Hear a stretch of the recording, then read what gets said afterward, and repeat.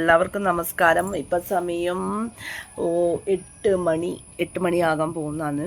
അപ്പം ഞാൻ ഇന്നലെ ഹീലിട്ടൊരു വീഡിയോ ചെയ്തിട്ടുണ്ടായിരുന്നു. അതിൻ്റെ അടിയിൽ വന്ന കമൻറ്റ് കണ്ടിട്ട് എനിക്ക് ഭയങ്കര ഇഷ്ടപ്പെട്ടു. കാരണം നല്ല സപ്പോർട്ടാണ് നിങ്ങൾ എനിക്ക് തരുന്നത്. അപ്പോൾ ഒരുപാട് നന്ദിയുണ്ട്. കാരണം എന്ന് വിചാരിച്ചു കഴിഞ്ഞാൽ ഞാൻ ഹീൽ ഞാൻ ഇടാറുണ്ടായിരുന്നു. നിങ്ങളോട് കാര്യം തുറന്ന് പറയുന്നത് എന്താ, ഹീൽ എനിക്ക് ഇഷ്ടമുള്ളൊരു സംഭവമാണ്. ഹീല് ഞാൻ ഇവൻ്റെ ഹൈറ്റിനനുസരിച്ചിട്ട് ഹീല് വേണമെന്ന് വിചാരിക്കുന്ന ഒരു വ്യക്തിയാണ് ഞാൻ. ഇവൻ നല്ല ഹൈറ്റ് ഉണ്ട്, അപ്പോൾ ഞാൻ തന്നെ നല്ല ഹൈറ്റ് ഉണ്ട്. അപ്പോൾ ഇവന് എന്നെക്കാട്ടി ഹൈറ്റ് ഉണ്ടാകുമ്പം ഞാൻ അതിനും ഹീല് കൂടിയ ചെരുപ്പ് എനിക്ക് വേണം, ഒപ്പത്തിനൊപ്പം എന്ന് വിചാരിച്ച് നടക്കുന്ന ഒരാളാണ് ഞാൻ. അപ്പോൾ പിന്നെ അങ്ങനെയുള്ള സ്ഥലത്താണ് ഈ ഒരു പഴഞ്ചൻ ഏർപ്പാട്, അതായത് ജസ്ന സലീം എന്ന മറ്റവൻ, അവളൊരു ഇത് എടി ഞാൻ വെല്ലുവിളി ഏറ്റെടുത്തു എന്ന് നിന്നോട് ഞാൻ പറഞ്ഞിട്ടുണ്ട്. ഓരോന്നായിട്ട് ചലഞ്ചായിട്ട് ഞാൻ തരികയാണ്. പക്ഷെ എൻ്റെ ചലഞ്ചൊന്നും നീ ഏറ്റെടുക്കുന്നില്ല. കാരണം എന്തുകൊണ്ടാണെന്ന് അറിയാം, നിനക്കതിന് പറ്റില്ല. പിന്നെ എന്നെ ഒരു ചിത്രകാരൻ സമീപിച്ചിട്ടുണ്ടായിരുന്നു. അതായത് കേരളത്തിൽ തന്നെ നമ്പർ 1 ആർട്ടിസ്റ്റാണ് അവർ എന്നോട് പറഞ്ഞൊരു കാര്യമുണ്ട്, ലസിത ഞാനിത് വരച്ചു തരാം.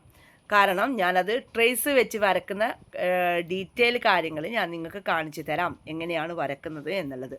അപ്പം ഞാൻ പറഞ്ഞു, പിന്നെ ചേട്ടാ ഇത് നിങ്ങൾക്ക് പ്രശ്നമാവൂലേന്ന് ചോദിച്ചു. അപ്പം പറഞ്ഞു ഒരു പ്രശ്നവുമില്ല, ഇങ്ങനെയുള്ള കള്ളത്തികള ലോകത്തിന് മുന്നിൽ കൊണ്ടുവരണം. കാരണം വേറൊന്നുമല്ല, പ്രധാനമന്ത്രിനെ ഉൾപ്പെടെയുള്ള ആൾക്കാരെ വിഡ്ഢിവേഷം കെട്ടിക്കുകയാണ് ഇവൾ ഉൾപ്പെടെയുള്ള ആൾക്കാർ ചെയ്തത്.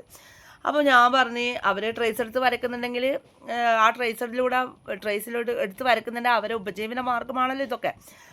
ഉപജീവന മാർഗം ഓക്കെ, ഞങ്ങളൊക്കെ വരക്കുന്നത് ഉപജീവന മാർഗത്തിന് വേണ്ടിയിട്ടല്ല, ഒരു ആർട്ടിസ്റ്റ് എന്ന ഇത് അറിയപ്പെടാനാണ്. കാരണം സ്വന്തം തൊഴിൽ ആർട്ടിസ്റ്റ് എന്ന് പറഞ്ഞു കഴിഞ്ഞാൽ നമുക്ക് ആ ഒരു ഇതിപ്പം ഇത് വരച്ചതാണ്, ചുമരമുള്ള ചിത്രം വരച്ചതാണ്. ആ ചിത്രകാരൻ്റെ ഒരു കഴിവുണ്ടാവും, ആ ഒരു കഴിവിനെയാണ് നമ്മൾ അംഗീകരിക്കേണ്ടത്. ഇതെന്തെന്നാ സംഭവം? ഇത് കോപ്പി എടുത്തിട്ട് ഒരാളെ മുന്നിൽ ലൈവായിട്ട് വരക്കുന്നില്ല.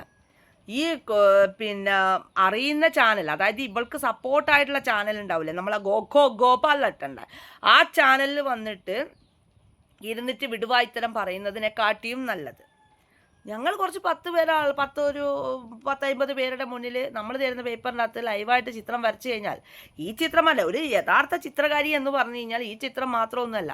ഇവൾ പറയുന്നതിന് ഞാൻ പെൻസിൽ ഡ്രോയിങ് ചെയ്യും, പെൻസിൽ ആക്കും, അങ്ങനെയാക്കും ഇങ്ങനെയാക്കും എന്നൊക്കെ പറയുന്നുണ്ട്. പക്ഷേ ഇതൊന്നും ഇന്ന് വരെ ഞാൻ കണ്ടിട്ടില്ലേ. ഞാനല്ല, എൻ്റെ പ്രേക്ഷകരും അതുപോലെ തന്നെ ഇതുവരെ ആരും കണ്ടിട്ടില്ല. നമ്മൾ എന്ത് നല്ല കാര്യം പറഞ്ഞു കഴിഞ്ഞാലും ഞാൻ ആദ്യം ഇവള് പറയുന്നുണ്ടല്ലേ, സിദ്ധാർത്ഥൻ്റെ പാലക്കൽ പേജിൻ്റെ ഐഡിയയിൽ വരുന്ന കമൻറ്റ്, അത് വിമർശനങ്ങൾ നമുക്ക് ധൈര്യത്തോടെ നേരിടണം. അതാണ് ഞാൻ പഠിച്ചത്.